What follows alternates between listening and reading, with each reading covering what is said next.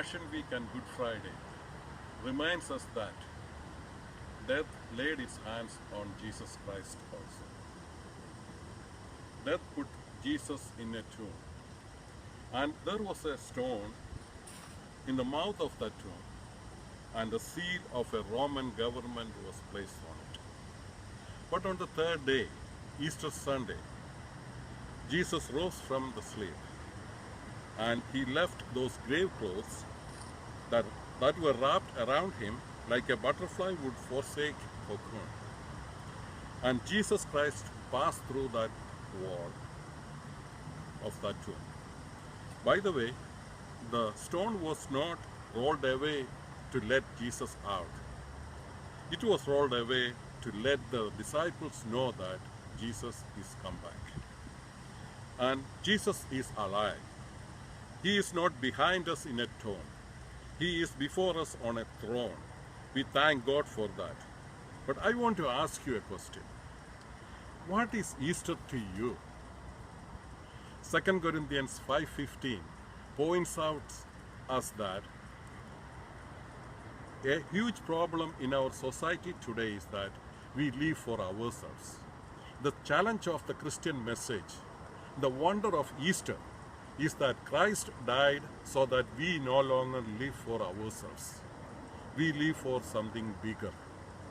We also recognize that selfishness is destroying our world, whether at a government level or a personal level.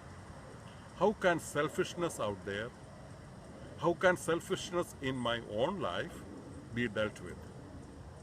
The Easter story gives us an answer. Christ died that we might no longer live for ourselves. He gives us a new focus as we live for Him and His principles. Philippians 3:10 and 11 also provides us an opportunity to focus on the power of the resurrection and the reality of embracing that in the context of a relationship, Christ died that we might no longer live for ourselves.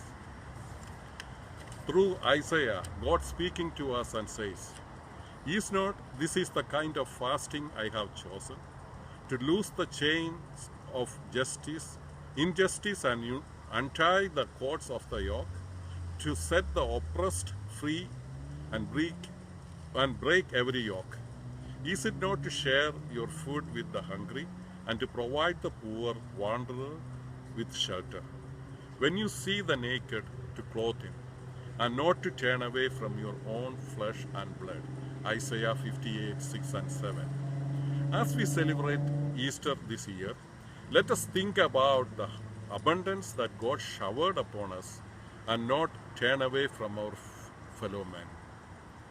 Why not make a decision this Easter season to change someone else's life? I know there are so many opportunities for you to help someone else. If you are interested, Light the Candle is a wonderful avenue for you to make a difference in the life of a child in need. The amount you spend on one dinner will help a child have food and education for a month. We have few children in our project that waiting for a sponsor. Are you the one?